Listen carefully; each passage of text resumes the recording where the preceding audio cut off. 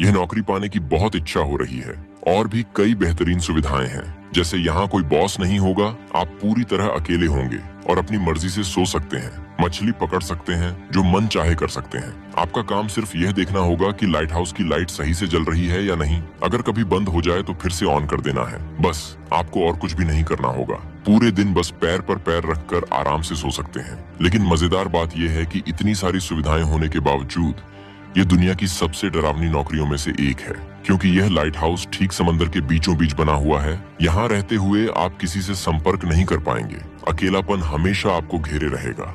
और भी डरावनी बात यह है कि यहाँ अक्सर बहुत बड़ी बड़ी तूफान आते हैं। इन तूफानों का कहर इतना भयानक होता है कि कभी कभी समुद्र का पानी टावर के ऊपर तक आ जाता है। यहाँ तक कि इस काम में जान जाने का भी खतरा है। यहाँ कौन कौन सी बड़ी मुसीबतें आती हैं, वो आप थोड़ी देर में जानेंगे। अब शायद आपके मन में सवाल आ सकता है कि यह लाइट हाउस समुद्र के बीच में ही क्यों बनाया गया, इसका असली काम क्या है और क्यों इस लाइट हाउस पर हमेशा नजर रखनी पड़ती है, इसकी लाइट कभी बंद क्यों नहीं की जा सकती। इस रहस्यमय लाइट हाउस की पूरी कहानी जानने के लिए हमें कुछ साल पीछे लौटना होगा। उस समय न तो कोई गाड़ी थी, न ही कोई और यातायात का साधन या हवाई मार्ग। इसलिए लंबा सफर तय करने का एकमात्र तरीका था जल मार्ग। उसी दौर में कैंपेड मारियस नाम के एक अद्भुत नाविक थे। वे कठिन परिस्थितियों में भी समुद्र पार करने के लिए काफी मशहूर थे।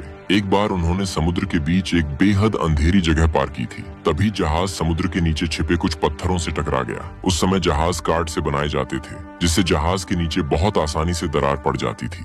पानी अंदर घुसकर जहाज को काफी नुकसान पहुंचा देता था। इस हादसे के बाद कैप्टन मारियस इसका हल खोजने लगे। वह कुछ ऐसा बनाना चाहते थे जिससे इस तरह की समस्या से बचने के लिए पहले से ही जहाज के नाविकों को सतर्क किया जा सके। लेकिन यहाँ सबसे बड़ी चिंता का कारण था प्रशांत महासागर की विशालता, क्योंकि प्रशांत महासागर इतना बड़ा और विशाल है कि अगर सातों महाद्वीपों की सारी जमीन एक साथ जोड़ दी जाए तब भी प्रशांत महासागर का क्षेत्रफल उससे ज्यादा रहेगा। हजारों साल पहले जब नाविक इतने विशाल समुद्र को पार करते थे, तब उन्हें समुद्र के नीचे क्या क्या है इसका कोई अंदाजा नहीं होता था। यहाँ तक कि उन्हें अपने सामने कौन सा रास्ता है इसका भी कोई अंदाजा नहीं होता था। उस समय दिशा बताने के लिए कोई तकनीक नहीं थी जो उन्हें रास्ता पहचानने में मदद कर सके। असल में उस दौर में नाविकों को समुद्र पार करने के लिए सूरज की दिशा या 4 सितारों पर ही निर्भर रहना पड़ता था। और इसी दिशा निर्देशन की समस्या के कारण सफर के दौरान और भी कई अनचाही परेशानियां सामने आ जाती थीं।